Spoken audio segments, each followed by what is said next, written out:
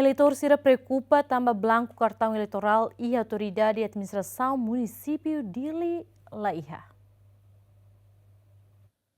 E o Fulan Zulho Liuba está em município de aplica um sistema eleitoral biométrico onde muda sistema eleitoral anterior. O objetivo atu ajuda está onde identifica cidadão nebe e eleitoral rua baleten. Daudau ne eleitor por cento sanulo ponto rua nulo recém rua mak renova na cartão eleitoral ba sistema biométrico no husi por cento ne sistema biométrico identifica eleitor rua nulo recém lima makiha duplo eleitoral. Mai be daudau ne público preocupa também hira lore eleitoral ne barenova ba sistema biométrico tem que se fale surat tahan mutin tamba blanco eleitoral Laiha. Tamba be amihala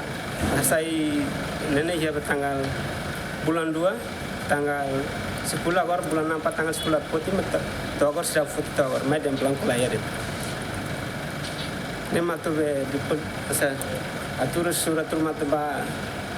yang sampai be elektral peribadian agor be blanco Laiha det. Ida kupindika mbada rumah malafiari da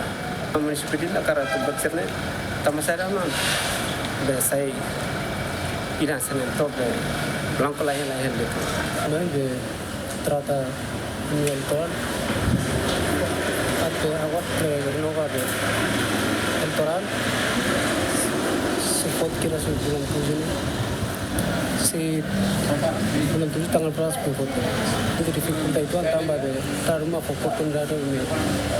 atau bara iliu sampai aras ke itu angkari kami dificulta itu